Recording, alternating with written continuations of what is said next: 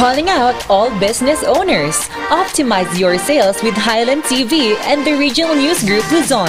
Establish through e-commerce and put out your brand with the fastest rising TV and free-to-air digital channel in the region. Be our partner and call us at 074-637-3947 or send us a message at rngluzon@gmail.com or via our Facebook page. Take your market to new heights with Highland TV.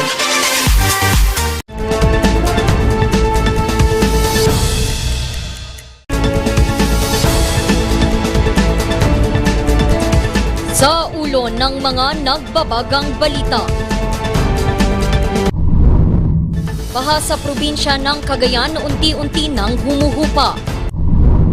Bus bumaliktad, mag-asawa patay. Bagyong Florita nag-iwan ng pinsala sa Cordillera. Baha sa Dagupan City patuloy ang pagtaas. Hammer solo paintings inspirasyon sa isang Lego exhibit.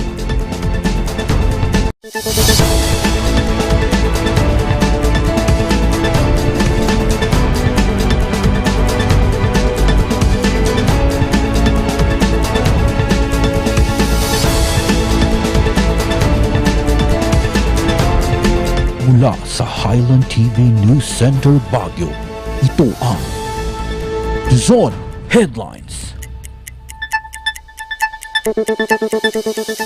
Naimba Gamalam, Amyanan, Luzon. Narito na ang mga bago at may init na mga balita. Lalo pang tumambad ang iniwang pinsala ng Bagyong Florita sa probinsya ng Cagayan sa paglabas nito sa bansa. Magbabalita Chelsea Lorca. Isa sa mga malakas na hinagupit ng Bagyong Florita sa probinsya ng Cagayan ang bayan ng Baggao. Pero kanina, unti-unti nang bumubuti ang panahon sa bayan. Okay naman na po yung panahon. Medyo lumalabas na po yung haring araw natin. Then, makulimlim nga lang pero nakikita na po yung araw. Tapos yung overflow bridge namin na last na mag-overflow. Last na nag-underwater. Dumadaan na po yung mga tao. Pati yung mga motor pwede na dumaan. Kanya lang kailangan maglakad yung mga tao. Pero sa pagbuti ng panahon, unti-unti na silang nagsibalikan sa kani-kanilang mga bahay. Wala na po. Actually, yung mga ibang pag-quiz natin sa mga iba't ibang pag-question center, bawi na rin sa kanilang bahay. May mga yung iba lang, konti na lang po yung natitira sa ating mga ibang question center. Yes po. Ilan po yung mga nag-evacuees po? Po? Ilan po yung mga nag-evacuees po natin? Kung yung total na evacuees is more than 800 families po. Pero kagaya na sabi ko, hindi na silang bumabalik sa kanilang mga bahay po. Humupa na din ang abot-bewang kahapon na baha sa lungsod ng Tugigaraw, kaya focus ng lungsod ang clearing operation. Wala po tayong damaged houses. With regards naman sa damages, meron lang tayong scouring sa isang bridge sa may sitio Pagkakalinan. Yun lang yung damages natin sa infra. Then, medyo malaking damages namin yung sa crops. Yung kasing mga pananim namin na mais tsaka rice. Suspendido pa rin ang pasok ng mga estudyante sa mga paaralan ng lungsod. So far, we're doing okay na nagsasubside naman yung mga tubig. 9 barangays out of 49 barangays nagkaroon ng flood incidents. But we're distributing relief goods right now to the affected families. Na-clear naman na namin halos lahat ng road clearing namin kasi kahapon pa nagsimula. Sa tala ng pamahalaang panlalawigan ng Cagayan, aabot sa 2,231 na pamilya na binubuo ng 6,888 na mga individual ang nananatili ngayon sa mga evacuation centers. 117 na pamilya na binubuo ng 362 na individual ang lumikas at nakikisilong muna sa kanilang mga kaanak. Aabot sa 3,000 pamilya na binubuo ng halos 10,000 individual ang apektado ng bagyo sa probinsya. Ongoing naman ang assessment ng iba't ibang ahensya ng pamahalaan sa pinsalang iniwan ng Bagyong Florita.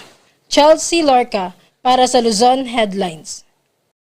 Patay ang mag-asawa sa Nagilian, Isabela matapos bumaliktad ang sinasakyan nilang bus kahapon.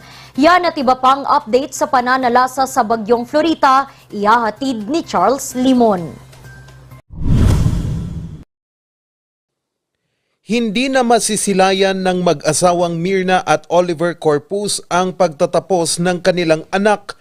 Kahapon ng tanghali, bumaliktad ang sinasakyan nilang bus sa kahabaan ng Barangay San Manuel sa bayan ng Nagilian, Isabela. Supposedly mag-a-attend ang mga to, ang mag-asawang to ng recognition ng kanilang anak sa Bureau of Jail Management and Penology sa Tuguegarao.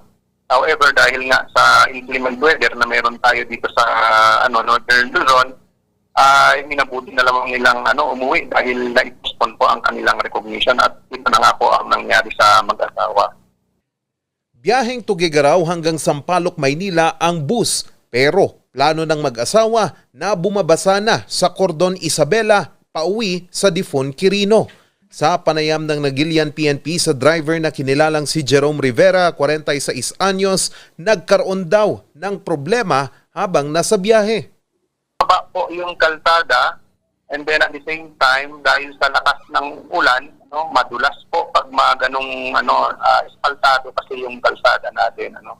So, ibig sabihin, hindi po pag ganong pababa ay hindi po kumakapit ang gulong. 5 ang sugatan sa aksidente na kinabibilangan ng konduktor at driver ng bus. Naiuwi na ang mga labi ng mag-asawa sa bayan ng Difon, Quirino. Nagbigay naman ng pinansyal na tulong ang DSWD Region 2 sa mga biktima ng aksidente. Aabot sa 5,000 pesos cash ang ibinigay ng DSWD sa mga sugatan habang 10,000 piso naman ang ibibigay sa mag-asawa bilang burial assistance. Tiniyak din ng DSWD Region 2 ang psychological assistance sa mga kapamilyang iniwan ng mag-asawa. Nahaharap naman ang driver sa kasong reckless imprudence resulting to damage to property, physical injury at homicide. Unti-unti nang humuhupa ang baha sa ilang bayan sa probinsya ng Isabela. Sa bayan ng Etxague, humupa na din ang pagtaas ng tubig sa mga ilog. Possible na din ang mga overflow bridge ng Gukab at Anufan. Tulong-tulong naman ang mga residente at mga otoridad sa paglilinis sa pinsalang iniwan ng Bagyong Florita sa Kabagan. Mga sanga ng puno ang karamihan sa mga humambalang sa mga kalsada sa bayan habang tulong-tulong sa pagwawalis ang ilang kababaihan. Pero hindi pa rin bukas sa trapiko kaninang umaga ang mga tulay ng Kabagan Santa Maria Overflow Bridge at Kansan Bagutari Overflow Bridge. Charles Nicolimon para sa Luzon Headlines. Sa paglabas ng Bagyong Florita sa Philippine Area of Responsibility kaninang madaling araw, nag-iwan ito ng pinsala sa Cordillera. Narito ang report. Barangay Pico. Jay bayabas, di. Ginaburan jay karuba mi jay kanal di, mapladen. Yan ang hinaing ng isang residente ng Pico, La Trinidad, Benguet matapos tumaas ang tubig baha sa kanilang lugar. Sa kanyang caption sa video, nakasaad na dapat umanong bigyang pansin na ng mga kinauukulan ang umano'y backfill sa kanal na nagdulot ng baha dahil na rin sa lakas ng ulan. Karuba. Ati jay may palayon ni. Jay tudano menggana tuyon. Yung backfilling na yun naman is regulated ng under our ordinance. So, ang nag-implement niyan is from the zoning department. Nabigyan naman sila ng notice noong July 22 pa and August 22. Dalawang notice of violation ang naibigay dyan sa nagbabackfill na yan. Barangay Official Tipico ni. Kanyo ni. Dagdag pa niya, walang drainage canal sa lugar. Flood. Ayaw naman nilang magbigay ng parang right of way ng drainage canal. So itong na-flood kahapon, earlier before yung flooding, the owner was requesting an outlet. Idaan doon sa property sa kabila, doon sa may nagbabaktil. Yung nire-request na dadaan. But yung nagbabaktil doon, yung may-ari doon sa kabilang property, ayaw nila. Ito ang dahilan kung bakit wala umanong madaanan ang tubig. Samantala, sa isang simbahan sa barangay Kaglagayan sa Corner Apayao, nagpalipas ng gabi ang ilang residente kabilang ang ilang bata dahil sa paghagupit ng bagyong Florita kahapon. Nakaalalay sa kanila ang mga pulis na nagdala pa ng mga kumot para sa mga ito. Ilan lamang sila sa 105 pamilyang apektado ng bagyong Florita sa Apayao. Kaninang umaga, nahatiran na sila ng mga food packs at ilan pang mga tulong mula sa DSWD at ilan pang mga ahensya. Ganito rin ang lagay ngayon ng aabot sa 200 pamilya mula sa Bukay Abra. Kinailangan kasi nilang lumikas dahil sa pagtaas ng lebel ng tubig ng Abra River. Higit 1 oras ding na-stranded ang ilang sasakyan sa Pidigan San Isidro Road sa Abra dahil sa natumbang puno at pag-apaw ng tubig mula sa Abra Spillway.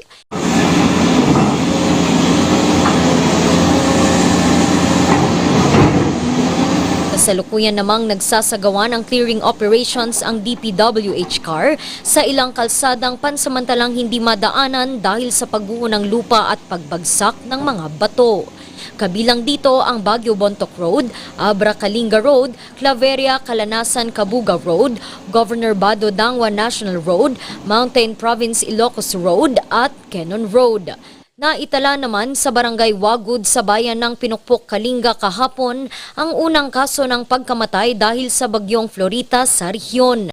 Kinilala itong si Francis Cabanes Bitanga, 56 na taong gulang at isang magsasaka. Ayon dun sa ulat ng ating Kalinga PPO, si Ginoong Bitanga ay huling nakita sa sitio Punad upang bisitahin ang kanyang kaingin.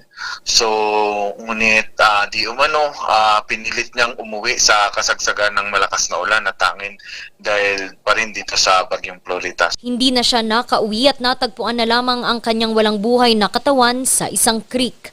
Maaari umanong inano dito ng malakas na agos ng tubig.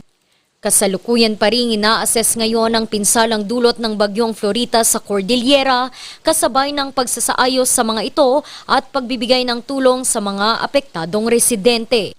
Nakalabas na sa Philippine Area of Responsibility kaninang madaling araw si bagyong Florita. Randy Guzman para sa Luzon Headlines.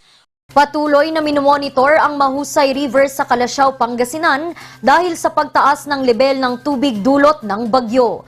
Narito ang report. Dahil sa malakas na pagbuhos ng ulan dala ng bagyong Florita, isinailalim na sa critical level ang Marusay River sa Calasiao, Pangasinan. So far po, as of 9 a.m. today, yung floodwater monitoring system po natin sa may Marusay River ay nasa 8.5 feet above normal level po. Ito na po yung identified critical level po natin ng Marusay River. Nagdulot ito ng pagbaha sa 6 na barangay sa bayan. Kabilang dito ang Barangay Talibao, Lasip, Nalsian, Mankup, Lumbang at Longos. Ongoing pa rin po ang pag-iikot ng ating personnel para po ma-monitor naman yung kalagayan din ng ibang barangays dito sa ating bayan. Sa ngayon po wala naman po tayong mga evacuees, nasa mga kani-kanilang mga kabahayan pa, although pinaghahandaan natin kung sakali mang tumaas pa ang tubig baha sa kanilang lugar, ay magkakandak tayo ng preemptive evacuation para po ay makaiwas tayo sa anumang untoward incident. Nakahanda naman ang kanilang mga evacuation centers at mga family food packs na ipamimigay sa mga residente sa evacuation centers. Sa ngayon, patuloy na pinag-iingat at pinapayuhang maging alerto ang mga residente sa Calasiao sa mga hindi inaasahang insidente dala pa rin ng bagyong Florita. Randy Guzman para sa Luzon Headlines. Mga residenteng malapit sa dalampasigan sa Ilocos Norte nangamba sa lakas ng hanging dala ni bagyong Florita. Magbabalita Meryl Mendoza. Kabado ngayon ang mga residente ng Bangi, Ilocos Norte dahil sa lakas ng hangin at ulang dala ni bagyong Florita. Ilang mga barangay nang nalubog sa baha kaya naghahanda ng mga residente sa paglikas. Oo, malakas lalo na malapit kami sa dagat. May mga ilang barangay din na nabaha na, yung mga nakikita ko rin sa Facebook na mga barangay na nabaha. Since nakatira po kami malapit sa dagat, naririnig po namin yung alon. Since signal number 3 na tayo dito sa Ilocos, nakakatakot po talaga siya since yun nga po malapit lang po kami sa dagat. I-charge kami ng mga power banks namin, cellphones, emergency lights, and even mga relief goods in case in need of evacuation. Sa lakas ng hangin kagabi, nagkumahog ang mga residente para maitali ang kani-kanilang mga kagamitan. Tinali na namin yung mga pwedeng tangay ng hangin at nag-charge na rin ng mga cellphone in case of emergency. Kasalukuyang nakaantabay ang local government unit at iba pang ahensya tulad ng PNP para rumisponde. Beryl Mendoza para sa Luzon Headlines. Dagupan City binabaha pa rin kahit nakaalis na ang bagyong Florita. Yan at iba pang mga balita, susunod na.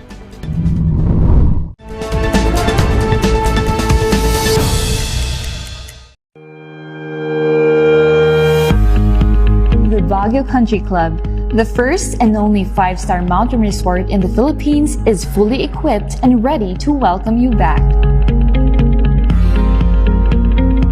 The club has thoroughly worked on adapting to the new normal. The usage of any of the facilities and amenities of the club is governed with specific rules, regulations, and procedures in accordance to the medical, physical distancing, and disinfecting protocols. And as you return back here to your second home and make new memories with us, we assure you that at the Baguio Country Club, you do not have to worry because we can assure you that the club continuously puts great importance to the health, safety, and wellness of its members, guests, and employees. Coronavirus. Dahil dito, may mga bagay na hindi mo na magagawa. Ngunit, may katuwang ka. PDA or Pau de Arco Herbal Capsule na may antiviral quercetin at immunity booster. Mag-PDA or Pau de Arco Herbal Capsule araw-araw para iwas sakit, iwas virus. PDA. Proteksyon, depensa, alay sa kalusugan. PDA or Pau de Arco Herbal Capsule is available in all leading drugstores nationwide. Another quality product of Aldrich Corporation.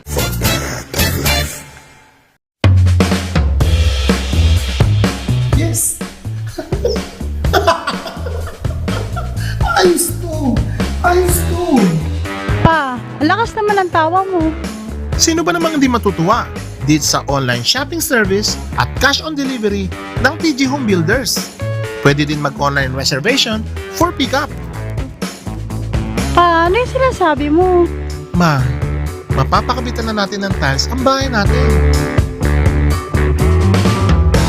Pa, baka naman pwede mong isabay yung bubong ng bahay natin. Para sa quality construction materials, mag-TG Home Builders. Main warehouse and showroom at number 75 Ferguson Road, Gisad, Baguio City. Bucaucan Branch at number 73 Bucaucan Road, Baguio City. Marcos Branch at KM3 Marcos Highway, Baguio City. Sales Office Branch at number 221 Atab Marcos Highway, Baguio City. La Trinidad Branch at KM6 Batag, La Trinidad. And Urdaneta Branch at MacArthur Highway, Urdaneta City. TG Home Builders. We turn houses into homes. Ang maagang konsultasyon ay mahalaga sa pagpuksa ng sakit na dengue. Ngunit, ang tanong ng sambayanan, sapat nga ba ito? Masigasig, maliksi, protektado at mapagmatyag, yan ang dapat mong taglayin. Hanapin ang pinagpupugaran at wasakin ito. Hello? Nahanap ko na po yung lungga. Kailangan ko na po kayo. Sige po, Master. Suportahan ng fogging at spray. Katapusan mo na, mosquito man. Bulok, maliliit at hindi ba malusog ang inyong mga halaman? Omega Green ang kasagutan. Ihalo lang ang 2 kutsara nito sa isang maliit na container at kaunting tubig. Pagkatapos ay ihalo sa knapsack sprayer at pwede na itong spray sa mga pananim. Meron itong nitrogen, phosphorus, magnesium, copper at zinc na tumutulong sa pagpapaganda at pagpapabilis ng tubo, pagpapanatili ng nutrisyon, mas malagong mga dahon at panlaban sa mga sakit ng mga halaman. Hindi rin ito nakasasama sa kapaligiran. Pwede rin ito sa kahit anong klase ng halaman, mapa highland crops o lowland crops. Omega Green by Encam Agri-Marketing, the ultimate friend of farmers.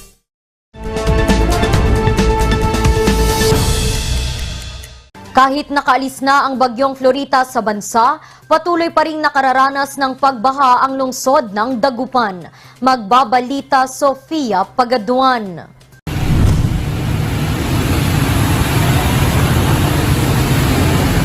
Bago pa man maglandfall ang bagyong Florita kahapon, binabaha na ang kahabaan ng Dagupan alas 6 pa lamang ng umaga. Ngayong araw naman, lagpas talampakan pa rin ang baha sa Burgos Corner, Bonifacio Street, Junction at MH Del Pilar. Dahil dito, apektado ang lahat sa perwisyong dala ng baha. Isa sa mga apektado rito ang isang street vendor sa sidewalk ng Junction. Kwento niya 15 taong apektado na ang kita nito dahil sa baha.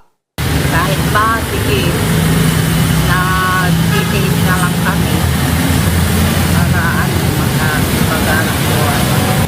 Isa pang apektado ng bahang ito ay ang residenteng si Tyrone. At ang dulot po talaga ng baha ay matinding perwisyo, lalo pag nababaha po dun sa junction sa may gitna po papuntang bayan ng Dagupan. Talagang nata-traffic po talaga yung mga tao at ang haba talaga ng traffic. Tapos, dulot nito of course yung perwisyo po ng pagpasok di lamang po ng mga estudyante, pati na rin po yung mga manggagawa.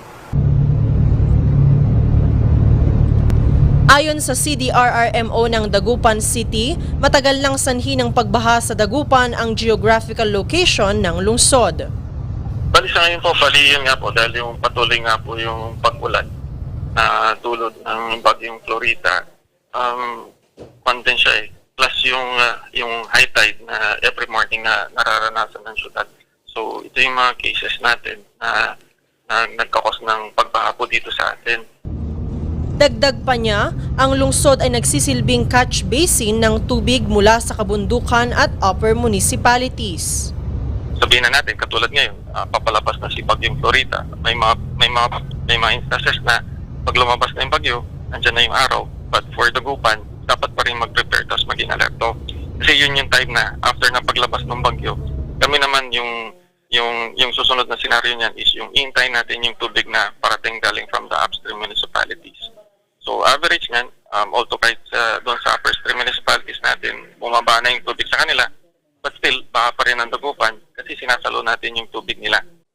Sinusubukan pa rin ng pamahalaang lungsod na solusyonan ang pagbaha gamit ang iba't ibang infrastructure projects. So one thing is, katulad ng paggawa ng mga dikes, so ongoing pa rin yung paggawa ng dikes para maibsan yung pagbaha. Yung mga flood mitigation projects natin, like yung rehabilitation tapos construction ng mga drainage, tapos yung mga rehabilitation din ng mga creeks, tapos yung mga yung cleanups din sa ilog, tapos sa mga creeks ongoing din yun para just in case, para mapabilis yung pagdaloy ng tubig.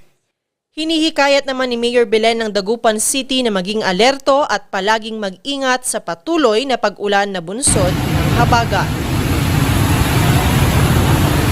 Sofia Pagaduan para sa Luzon Headlines. Pamimigay ng iba't ibang tulong pinansyal ng gobyerno sa Ilocos Norte, pinilahan. Magbabalita Zanel Dumayag. Sa kabila ng masungit na panahon, dinadagsa ang opisina ni 1st District Congressman Sandro Marcos sa Lawag City para makahingi ng tulong. Bale, yung programa na ito, yung sa AIX, coming from funds were parang given to Ilocos Norte through Congressman Sandro Marcos. Bale, pondo ito ni Congressman Sandro Marcos ng 1st District of Ilocos Norte. Bigla ang nadagsa. But what we did, we had to adjust to it. Kasi kami rin nabigla, we did not expect. Even now, it's raining. Makita mo nga there are people taking their, di ba, parang their queue pa rin. Isa sa mga maagang pumila si Nanay Anastasia. Umuulan. Wala kaming magagawa, di magtiyaga kami. Kanina alas 6, nandito na kami. Kasi kailangan namin ng gamot. Kaya pumila kami. Umaabot sa 1,000 kada araw ang pumipila para makatanggap ng tulong. So kung ilan, nakikita nyo naman siguro, meron kaming one day, 1,000, 1,700. But ang marami dyan yung sa students that we're trying to fast track. Kasi like the educational assistants, opening na kasi. So marami. Bukod sa educational assistance, nagbibigay din ang nasabing opisina ng medical, burial, cash at transportation assistance para sa mga nangangailangan. Zanel Dumayag para sa Luzon Headlines.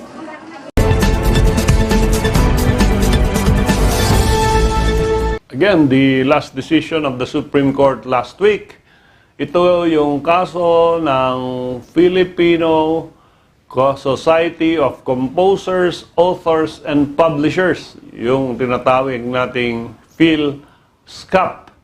At ito ay nanggaling dito sa Baguio, sa isang restaurant dito sa ating syudad. Napakinggan nila na siya ay nagpapatugtog ng mga kanta ng mga miyembro ng PhilSCAP. And because of this, the restaurant was written by PhilSCAP na nagsasabing, lisensya namin yan, kailangan magbayad kayo ng royalties, kailangan magbayad kayo ng license in order to play yung music doon sa restaurant mo. Sabi naman nung restaurant owner, yan ay radio broadcast at pinapatugtog lang namin kung ano ang linalabas ng broadcast ng radyo na yan. So bakit kami magbabayad? Ang habulin nyo yung radio station. Itong regional trial court natin, dismiss yung petition ng PhilSCAP, punta sila sa Court of Appeals, and finally sa ating Supreme Court. Ang sabi ng Supreme Court, mukhang merong copyright infringement itong restaurant na ito pursuant to the copyright law. At ang sabi ng ating Supreme Court, yung mga tinatawag na multiple performance ng mga compositions ng PhilSCAP or ng mga composers ng PhilSCAP ay hindi dapat i-allow because that is copyright infringement and they have every right to ask the person or the entity playing their music to pay royalties and fines. At dito yung ating restaurant sa Baguio was ordered to pay a fine of 10,000 pesos and attorney's fees of 50,000 pesos to PhilSCAP.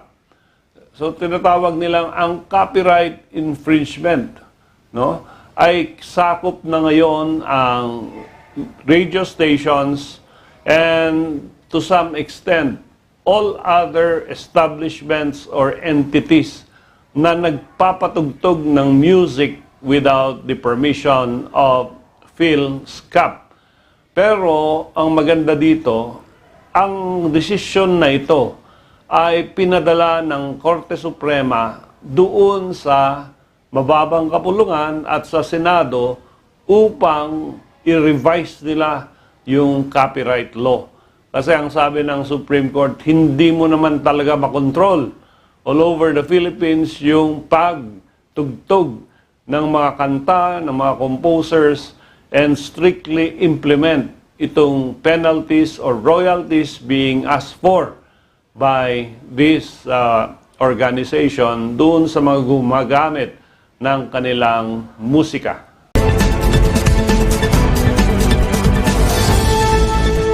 Ang bahaging ito ay hatid sa inyo ng Pines Estate and Gaming Corporation. Susunod, Amor Solo paintings na gawa sa Lego Silipin.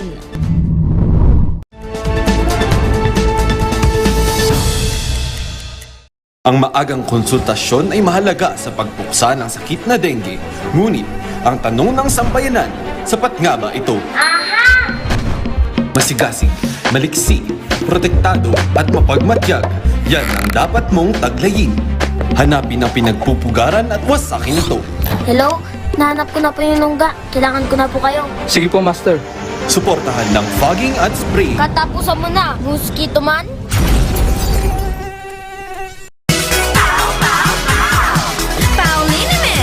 Masakit ba ang likod, ang kasu-kasuan? Namimitig o masakit ang iyong kalamnan? May rayuma, arthritis o nahihilo? May stiff neck, flatulence o masakit ang ulo? Sa Pauliniment, ginhaway, garantisado. Pauliniment, isang pahid ka lang. Dahil walang out sa POW! Sa milk din ng batang 90s, tara't atin ang i-try. Ang batang 90s milk tea, di ka magsisisi, promise. Sa milk din ng batang 90s. Mazar Music offers a complete line of musical instruments.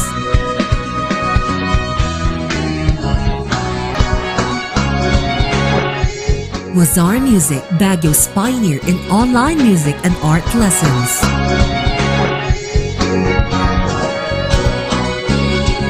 Mazar Music, bringing music closer to your hearts.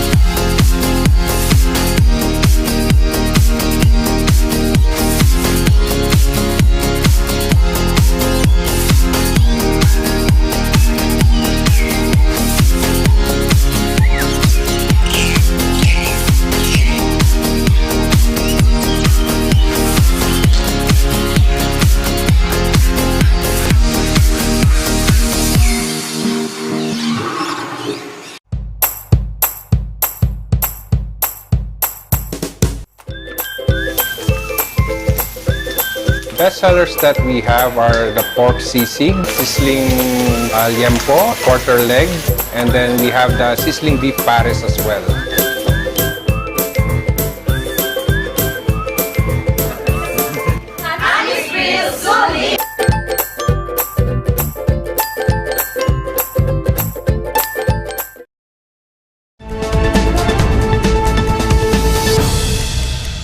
Hinahangaan ngayon ang mga Amorsolo paintings na gawa sa Lego sa isang exhibit. May kwento si Sofia Pagaduan.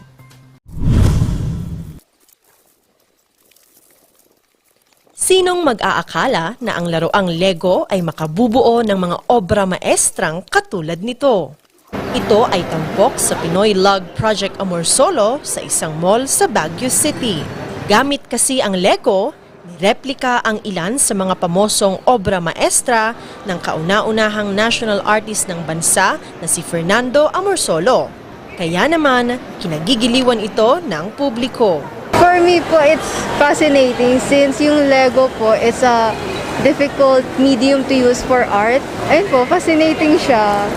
Kasi realism is a difficult art style to achieve. And to achieve that using Lego is fascinating, it's interesting. Mahirap siya buuin kasi fragile ang Legos. Once na nabagsak natin, pwede mag-scattered yung art na ginawa natin. So, at this point po na afar pa lang nakita namin na ay parang may exhibition doon. But we didn't thought na Lego ang gamit nila doon sa sa paggawa ng art pieces na ito. Tampok sa exhibit ang mga replika ng mga painting ni Amorsolo na Early Traders, Dalagang Bukid, at Bayanihan. Binuo ito ng Pinoy Lego User Group Project Amorsolo. Kabilang sa grupo ang pamilya ni Cres sa 82 individual na gumawa ng mga Lego paintings na ito. Well, talaga ang passion ko talaga is music tsaka yun nga, arts. Tapos ito, nung nagkaroon ako ng anak, nabuhay ulit yung hilig sa Lego. Tapos kasi dati nung bata pa ako talaga yung mga regalo na Lego, yun yung gustong-gusto namin magkakapatid. Tapos, eventually, nawala siya. Kasi, di ba, tumanda ka na, nagpamilya ka na. Tapos, nung nagkaroon kami ng yung firstborn ko, rinagaluhan siya ng Lego set from abroad. Doon nabuhay ulit yung hilig namin sa Lego. Kasama ni Cress ang dalawang anak niyang sila Cray at Kale. Tumulong sila sa pagbuo ng Lego version ng early traders ni Amor Solo. Kaya rin na-recognize nga siya ni Lego na wow, this is something na unique and first. So this is very historic. So parang very kami happy and very proud kasi syempre bukod sa naglalaro ka, nag-enjoy ka na, nakagkaroon ka pa ng magiging part ka pa ng history. Ang pagbuo ng mga Lego na ito ay naging bonding na ng pamilya Abeliada. Tapos ang very therapeutic din yung sinusort mo yung parts. Nakakaaliw din siya Tapos yung yung pag nakikita mong masaya yung mga anak mo, tapos pag sumama kami mag-sort lang, happy na kami. Mag-build pa lalo na. Ang nasabing exhibit ay itinaon sa paggunita ng ika-50 anibersaryo ng pagkakatalaga kay Fernando Amor Solo bilang first national artist ng bansa sa visual arts. Sofia Pagaduan para sa Luzon Headlines.